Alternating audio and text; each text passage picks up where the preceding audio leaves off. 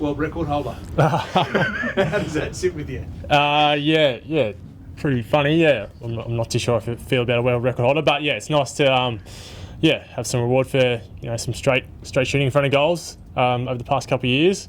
I'm not sure how long it'll last, but good reward, as I said. Did you know it was coming? Like, did you know it was a thing? I didn't until a couple of weeks ago when my mate sort of teed me up and said that I was getting close. But when you stand there in front of goals, it's sort of the last thing on your mind. You're just trying to kick it. Yeah. Did the boys know as well? Yeah, last week a few of them were talking about it, but once it happened, they were all sort of aware as well. Yeah. Mate, you're loving your time here. It seems like it anyway, from what we've seen on the field. Yeah, definitely. Really enjoyed the move up. The club's done a great job in making me and my partner feel really welcome, and just been able to concentrate on my footy, and I think as a group we've had a really good start and look forward to continuing that in the next couple of weeks. What's been the biggest eye-opener, the biggest change, the biggest settling in thing for you? Because what happens off field can translate onto it, can't it? As I said, like the guys have been really welcoming. The coach has put a lot of faith in me to start the season, and just being able to play a consistent block of football, I think is as helpful as anything. Darcy, how big was that win on the weekend for confidence and claiming a scarf like that at the SCG? Yeah, I think it was really good for the boys.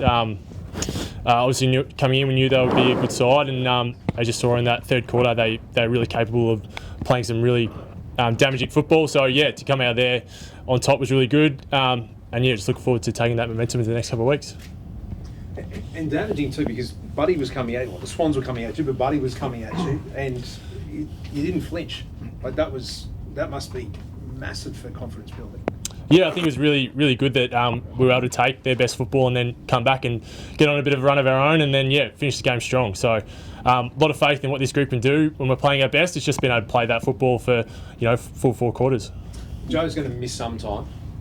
Do you see yourself, or has that been spoken about already, going more forward and playing that role? Because you're down there anyway. You're finding the goals, but is that something you'd be willing to take on?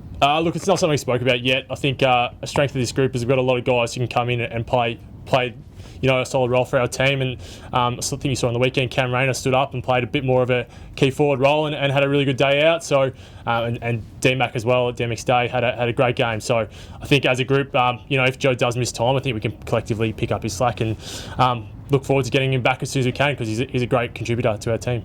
You'd be comfortable spending more time down there? Yeah, look, I'm pretty comfortable these days in my forward craft, and just I think it's easy for me with the smalls and talls we've got that my role can just be bring the ball to ground and then let guys like Link McCarthy and Charlie Cameron just get to work. You just played the Eagles this weekend. They got smashed the other day. You guys had that great win. How do you get back grounded so it's not potentially, I guess they'll be fired up? Yeah, I think we're very aware of what they're capable of. I think a couple of weeks ago they knocked off Collingwood, who have been playing some good football. I think they've still got a lot of players from their premiership win a couple of years ago. A lot of really solid veterans. So we're fully aware that they will bring some good football up here, and we've got to be at our best. When you hit a team that's going through those problems and anchored at the bottom of the ladder, I mean, is complacency a thing you've really got to sort of make sure you don't come into this game with? I definitely think being complacent is a possibility, but we'll just focus on what we do and how we play our best football, and if we keep doing that, I think we'll be right. What is it about you and the Big O that it works so well together?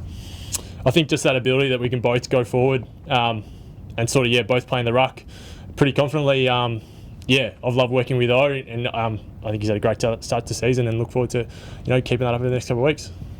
Are you similar type of blokes, or are you an odd couple? Do you have similar interests? I'd say similar blokes. He gets a bit of white line fever once he gets on the field, but off the field he's a really good fellow, and he's as I said earlier, he's with the rest of the boys made a really good job of making him feel comfortable and welcome into the group. So as I said, I've loved rucking with him so far. We know that the defenders are a special breed. They stick together, and the midfields. What about the ruckman? Do you have a little group that you? I mean, it's only be a select group. No. We do have a group because we tend to get picked on. I think for intelligence and for our speed and a few of the other players. But yeah, we try to stick together and keep a tight knit group there. Darcy, you said that he's got white line people, but you always seem quite like calm out there. Is that your sort of nature?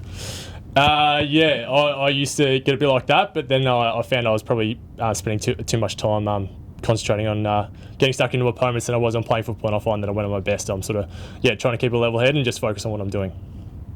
You've had a taste as someone who's had to come to the Gabba and play, but now you're playing here. What is it about this place that's so special and the Lions draw strength from?